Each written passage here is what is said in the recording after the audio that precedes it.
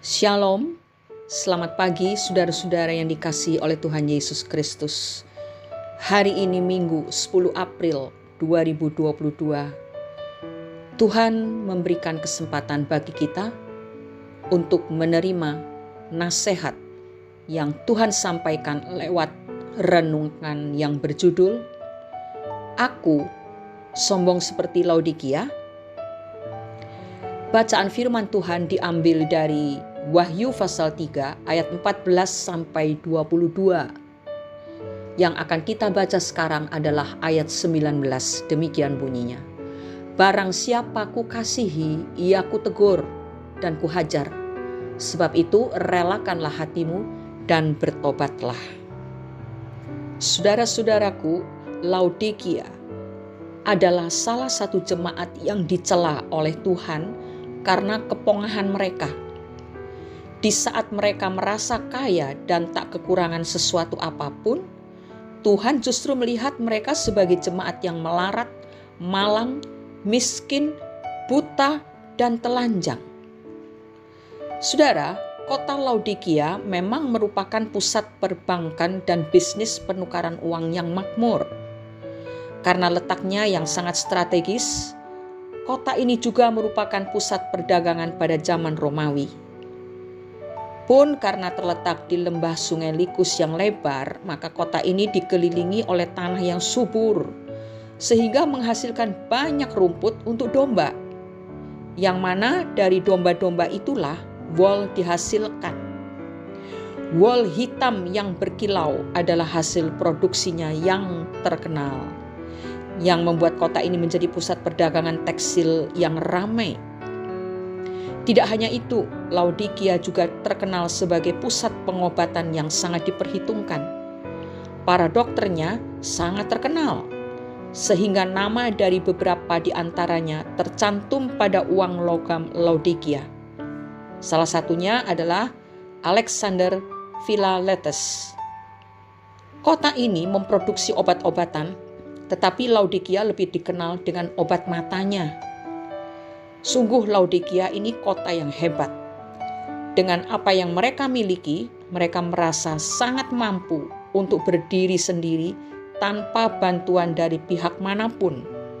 Terbukti ketika gempa bumi hebat pada tahun 60 Masehi menghancurkan kota-kota di Asia Kecil, Laodikia menolak bantuan finansial dari Kekaisaran Romawi saat kota-kota yang lain menerima bantuan tersebut.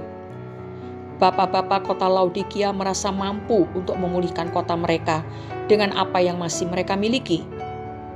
Kehebatan secara fisik membuat jemaat Laodikia pun merasa hebat secara rohani, sehingga mereka tidak membutuhkan seorang pun untuk menolong mereka bertumbuh dan berkembang dalam kerohanian mereka. Bahkan Tuhan sekalipun tidak. Ini dibuktikan dengan suratnya kepada jemaat Laodikia, di mana dalam suratnya itu Tuhan memberikan kesempatan kepada jemaat Laodikia untuk membukakan pintu baginya yang masih setia menunggu di depan pintu. Wahyu 3 ayat 20. Saudara-saudaraku, bagaimana dengan diri kita? Apakah saat ini kita merasa hebat dengan apa yang kita miliki? Merasa bangga terhadap diri sendiri manakala kita berhasil mencapai sesuatu atau memiliki sesuatu dalam hidup karena kerja keras. Merupakan hal yang wajar sebagai bentuk apresiasi kita terhadap diri sendiri. Tetapi jangan sampai kita kehilangan kontrol terhadap diri sendiri yang nantinya dapat mengubah rasa bangga itu menjadi kesombongan permanen. Menyombongkan hal-hal secara fisik saja merupakan kekejian di matanya, apalagi jika kita merasa sombong secara rohani. Ingat, saat kita merasa kaya akan pengetahuan firman Tuhan, saat kita merasa mampu memproduksi pelayanan-pelayanan rohani yang spektakuler, maka saat itu juga kita patut berhati-hati.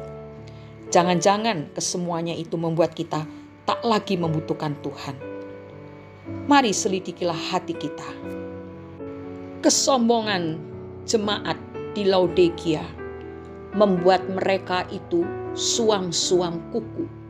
Sehingga di ayat 16 dari Wahyu pasal 3, Yesus berkata, "Jadi karena engkau suam-suam kuku dan tidak dingin atau panas, aku akan memuntahkan engkau dari mulutku." Saudaraku, mari, ini saatnya kita menyelidiki kehidupan rohani kita. Apakah kita seperti jemaat di Laodikia? Kalau memang seperti itu, segeralah kita rendahkan diri kita di hadapan Tuhan. Kita berkata kepada Tuhan dan mengakui bahwa kita sangat membutuhkan Tuhan. Sehingga kita begitu mengejar kehadiran Tuhan. Karena kita rindu untuk terus dekat dan melekat kepada Tuhan. Sebab hanya Tuhanlah yang membuat hidup kita berhasil, baik secara jasmani, terlebih secara rohani. Sebab barang siapa meninggikan diri, ia akan direndahkan. Dan barang siapa merendahkan diri, ia akan ditinggikan. Mari kita berdoa. Bapa, kami bersyukur kalau pagi hari ini Engkau menegur kami lewat renungan yang telah kami dengar. Kami sadar bahwa hidup kami sebagai manusia sangat rentan terhadap kesombongan. Oleh karena itu Bapa, kami mohon dan kami mengundang Roh Kudus untuk masuk dan menguasai hati kami. Supaya kami selalu diingatkan, dinasehati, ditegur. Sehingga kami tidak jatuh dalam dosa kesombongan di hadapan Tuhan. Inilah hidup kami serahkan di tangan-Mu. Berbuatlah sesuka hati-Mu Bapa dalam hidup ini. Karena kami tahu di dalam tangan-Mu kami akan menjadi orang-orang yang tepat sesuai dengan hati Tuhan. Di dalam nama Tuhan Yesus Kristus kami sudah berdoa dan mengucap syukur. Amin.